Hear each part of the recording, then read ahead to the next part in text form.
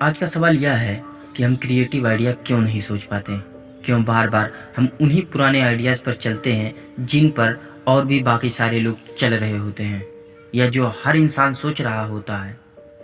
पर जब आप वही करेंगे जो आपके जैसे बाकी लोग कर रहे हैं तो आपको भी उन्हीं की तरीके के रिजल्ट मिलेंगे, आपको भी वही सेम रिजल्ट मिलेंगे जो और भी बाकी सभी लोगों को मिलेंगे।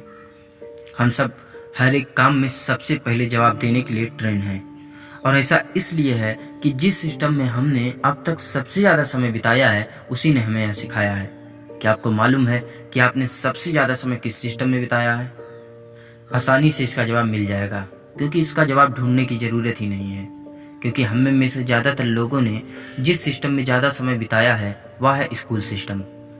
स्कूल और कॉलेज, यहाँ पर हम या आप जैसे लोगों ने 15 से 20 साल बिताए होते हैं। स्कूल और कॉलेज में जब कोई टीचर सवाल पूछता है तो जो बच्चा सबसे पहले आंसर देने के लिए हाथ उठाता है उसका टीचर उसे आंसर करने के लिए बुलाता है और वो आंसर देता है। अगर वो आंसर सही होता है तो आंसर मिलने के बाद उसका टीचर उसे शाबाशी देता है, और यही वह वजह होती है जिसके कारण हम सारे लोग प्रोग्राम हो जाते हैं सबसे पहले आंसर करने के लिए। यहीं पर यह एक रेस बन जाती है और हम सब ये मान लेते हैं जो सबसे पहले फिनिश लाइन पर पहुंचेगा वह इस रेस को जीत जाएगा। लेकिन लाइफ के खेल में सबसे पहले आंसर देने वाले को रिवार्ड नहीं मिलता, बल्कि इस खेल में उसे रिवार्ड मिलता है जो सही जवाब देता है। और हम या आप जैसे लोग उसके लिए तैयार नहीं होते, क्योंकि हमने जिस सिस्टम में 15 से 20 साल बिताया है वहाँ हमारी यह ट्रेनिंग हुई है कि सबसे पहले जवाब देने की। क्योंकि स्कूल या कॉलेज के सवालों के केवल एक ही सही जवाब होते हैं, इसलिए जहाँ पर हमें पहला जवाब मिला वहीं से हम रुक जाते हैं और नए आंसर की खोज करना बंद कर देते हैं। हमारा दिमाग जल्दी से जल्दी आंसर को खोजने के लिए और जैसे ही आंसर मिले उस पर खुश होने के लिए, अपनी स्मार्टनेस पर खुश होने के लिए प्रोग्राम हो जाते हैं। यहाँ पर हम सबसे बड़ी और सबसे इम्पोर्टेंट चीज को मिस कर देते हैं। पहला यह कि जिंदगी के इस खेल में सबसे पहले आंसर करने वाले को नहीं बल्कि सही आंसर करने वाले को रिवार्ड मिलता है। दूसरा यह कि इसके सवालों का एक ही सही जवाब नहीं होता, यहाँ पर कई जवाब होते हैं एक ही चीज को हल करने के लिए, एक ही समस्या को हल करने के लिए। यहाँ पर कई ऑप्शन होते हैं, कुछ बहुत ही अच्छे होते हैं, कुछ अच्छे नहीं होते या कुछ उतने अच्छे नहीं होते। 15 से 20 साल स्कूल कॉलेज के सिस्टम में ट्रेन होने के बाद जिंदगी के इस रेस में हम या आप जैसे लोग इसलिए फंस जाते हैं क्योंकि हम ट्रेन हुए हैं सबसे पहले आंसर करने के लिए, और साथ ही पहले आंसर को सही मानकर नए आंसर की खोज नहीं करते। इस बात को गुजरे अभी ज्यादा समय नहीं बीता जब एप्पल कंपनी के को फाउंडर स्टीव वॉजनिएक भारत आए और उन्होंने अपने एक इंटरव्यू में यह बात कही कि भारतीयों के लिए सफलता का मतलब होता है एक जॉब पाना।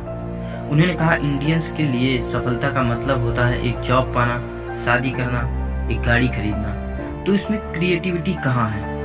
मैं जानता हूँ यह बात सुनकर आपको गुस्सा आया होगा, निश्चित तौर पर आना भी चाहिए, लेकिन मुझे यह लगता है कि वॉजनिएक की बात गलत नहीं है। आप खुद सोचिए आपके आसपास के लोगों में कितनी क्रिएटिविटी है या वह कितने क्रिएटिव हैं किसी काम को करने में। वॉजनिएक ने हमें सच्चाई का एक आईना दिखाया है। अब यह हमारे ऊपर निर्भर करता है कि हम उस आईने को तोड़ दें या फिर उसे स्वीकार कर लें। अक्सर एक कंपनी के मालिक को कुछ ऐसे बंदे चाहिए होते हैं जो डेस्क पर बैठें और चुपचाप अपना काम करें, कोई सवाल ना करें और ज़्यादा क्रिएटिव ना हो। और हम में से ज़्यादातर लोग वह बनकर उन्हें वह चीज़ देते हैं। हम एक वर्कर बनते हैं और वह एक मालिक। हमने इस बारे में कभी सोचा ही नहीं कि रचनात्मकता कैसे हासिल की जाए, क्रिएटिव कैसे सोचा जाए। हमने ऐसा इसलिए नहीं सोचा है कि हमारी सोसाइटी हमसे यही चाहती है, क्योंकि वो ऐसा खुद कर रहे हैं। लेकिन यह भी कहना गलत नहीं होगा कि हम हमेशा सोसाइटी को ही दोष देते रहते हैं, लेकिन हम ही से मिलकर सोसाइटी बनती है। अगर आपको कुछ क्रिएटिव करना है और कुछ क्रिएटिव सोचना है तो आपको खुद करना होगा। अल्बर्ट आइंस्टाइन ने कहा है कि रचनात्मकता वह देखना है जो और सभी लोगों ने नहीं देखा होता है, और वह सोचना है जो हर किसी इंसान ने नहीं सोचा है। किसी चीज को इस प्रकार से देखना जैसे और बाकी सभी लोग नहीं देखते हैं, वास्तव में यही रचनात्मकता होती है। तो सवाल ये उठता है कि रचनात्मक कैसे सोचें, कुछ क्रिएटिव कैसे सोचें? इसका जवाब यह है कि हम में से ज़्यादातर लोग के साथ जब कोई परेशानी आती है तब उनके दिमाग में जो पहला थॉट आता है वो उसी को अपना हल मानकर बैठ जाते हैं, और उनकी सोच बस वहीं तक सीमित रह जाती है। वो उससे आगे कुछ सोचते ही नहीं, क्योंकि ऐसा इसलिए होता है क्योंकि उन्हें लगता है कि पहला जवाब ही सही जवाब है, लेकिन हमेशा ऐसा नहीं होता।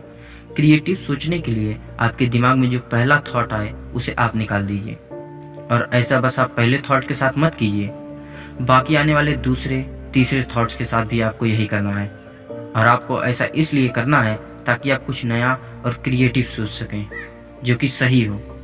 और अगर आप पहले जवाब पर ही रुक जाते हैं तो यह क्रिएटिव सोचना नहीं है, क्योंकि वैसे और भी बाकी सभी लोग सोच रहे हैं। और अगर आप उन्हीं बाकी सभी लोगों की तरह सोचते रहेंगे तो आपको भी उसी तरह के रिजल्ट मिलेंगे जैसे उन सभी लोगों को मिलेंगे, क्योंकि आपने उनसे अलग कुछ सोचा ही नहीं। आपको डिफरेंट तरीके के रिजल्ट तक नहीं मिलेंगे। और अगर आपको डिफरेंट तरीके के रिजल्ट चाहिए तो आपको डिफरेंट तरीके से सोचना होगा। क्रिएटिव सोचने का मतलब यह नहीं है कि आप सही जवाबों को दरकिनार करते रहें। इसका मतलब यह है कि आप अलग सोचें और साथ ही साथ सही सोचें।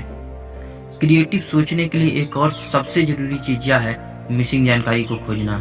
हमें अपने आप से हमेशा यह सवाल पूछना चाहिए कि कौन सी ऐसी जानकारी है या कौन सा ऐसा डाटा है जिसे हम मिस कर रहे हैं। और जब आप उस खोई हुई जानकारी को ढूंढ लेते हैं तब आपको यह सोचना है कि उस मिसिंग जानकारी को अपनी सोच में शामिल करके आप कौन सा फैसला लेना चाहेंगे। और साथ ही साथ आपको अपने लिए हुए फैसले का आकलन भी करना है। तो आज के लिए सिर्फ इतना ही। और अगर आप इस चैनल पर नए हैं तो चैनल को सब्सक्राइब करना ना भूलें। इस चैनल पर और भी बेहतरीन कंटेंट्स हैं, आप चाहें तो उन्हें भी देख सकते हैं।